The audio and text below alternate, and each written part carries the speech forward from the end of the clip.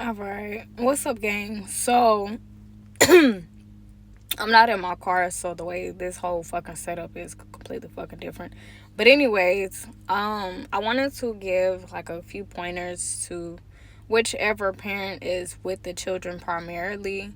Um, for starters, everything happens how it's supposed to. Okay. I mostly see it to where the female will have children with the guy and the children are left with the mom, but I know other times they're left with the dad. 9 times out of 10, whichever one they're left with is probably best that way. Not even any shade to the other parent, but 9 times out of 10, you're likely to be more active with the children, more involved with the children, more up to date on their schedules and what needs to be taking place and stuff like that, right? But so yeah, just know God sees you as the fit parent who the children should be with. And honestly, it could be to keep you out of trouble as well. Like, I'm honestly really grateful that I always have my children, because I literally don't have time to fall into some bullshit. Um, which unless it's on like the weekends, occasionally. But still, like, the chances of me falling into some bullshit is very low, compared to if I didn't have children at all. But I would just say to the parent that the children are left with, don't try to coerce or force the other parent to do shit. Okay? Unless, that's where the courts come in, to where you can have them to obligate whoever to, do the child support or whatever. But I'm talking about showing up physically for the kids. Don't force it. Don't force it. Just do your best to be a good example to your children. Make sure you are the healthy parent. Make sure you are putting healthy and good things in your children's lives and in their, just make sure you're good. Like, my babies, they see mommy get her nails done. Like, I'll take them with me. They see me pampering myself. They see mommy getting her hair cute. They see mommy putting on perfume, deodorant. They see mommy brushing her teeth. They see mommy doing yoga. They see mommy doing videos. They see mommy working. So my babies have a good example, and they're fucking girls. So this is like fucking perfect, right? So just regardless of the matter, if you are the parent, whatever gender your children are, if they're with you, try your best to be a healthy example for them. Don't force the other parent to do shit. If they want to be distant, not in a kid's life, let them. Meanwhile, let that motivate you to love your children even harder, to be more attentive to them, all of that. Because I actually had commented on a video a while back. Y'all, I'm looking this way because I'm looking at my kids from this rearview mirror to make sure they don't go in the street. But I'd rather, and it's better for it to be a healthy one-head household than a toxic ass two-parent household. Your kids don't need to be seeing, and I've went through this, right? But your kids don't need to be seeing you arguing with the other parent.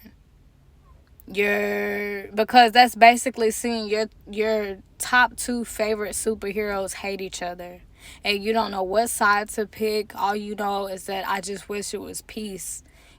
So you don't want to put your children in that type of environment where it's hostile, it's arguments and stuff like that could make your children grow up with anxiety, feeling on edge, or feeling like they have to keep the peace. And and you also, it's like you want to be honest with your children about how you feel, but you don't want to also be like moping around and shit, because just that shit rubs off on your kids.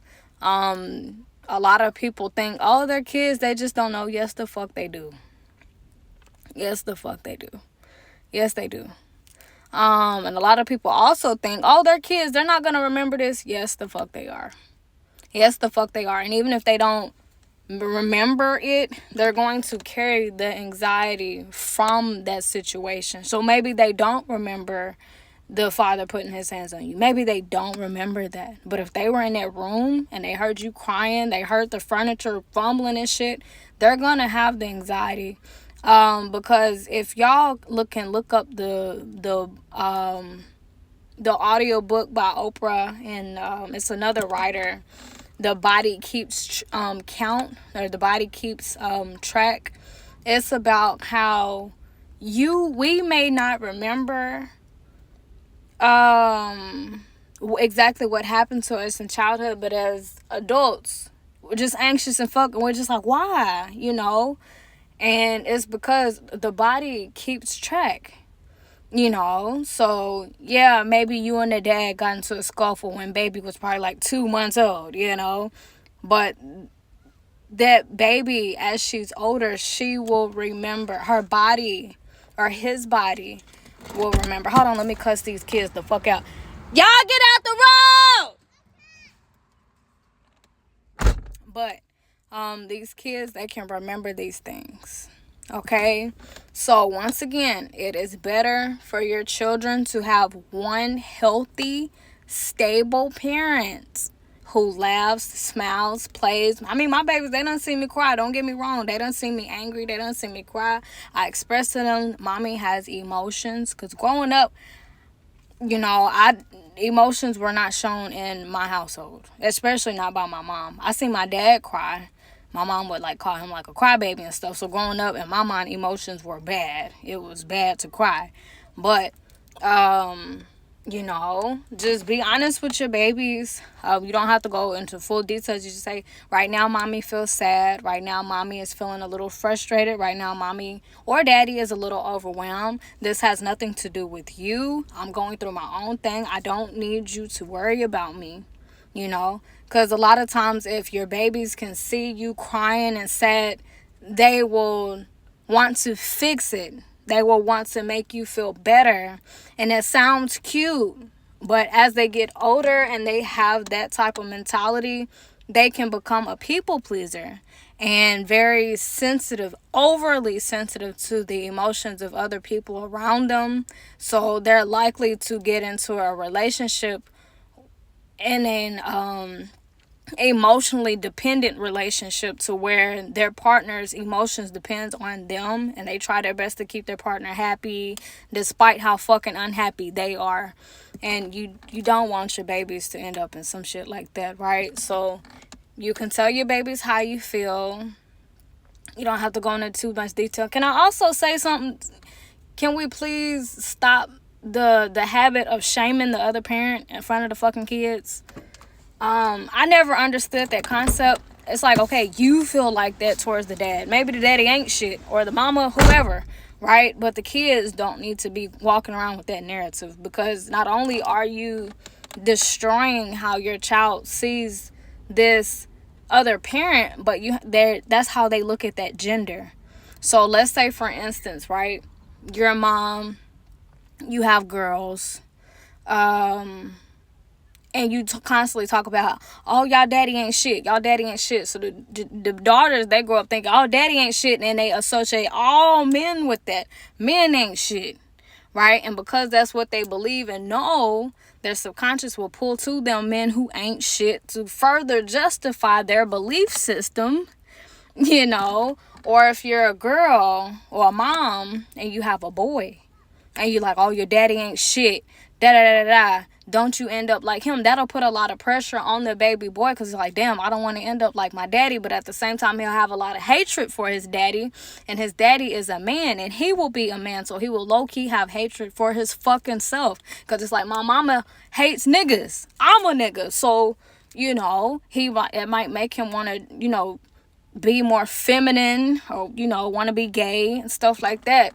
Or it'll make him ashamed of being a fucking man. It'll make him not want to be a man, because mommy hates niggas. She fucking hates them, and I'm one of them, So just be mindful of how you talk about the other parent in front of the kids. Try your best to be a good example. Fuck what the other parent is doing. Fuck what they doing. It's about you. Those kids are with you for majority of the time. So it's about you. Make sure you are being a healthy role model and a healthy example. Okay? And don't shame the other parent.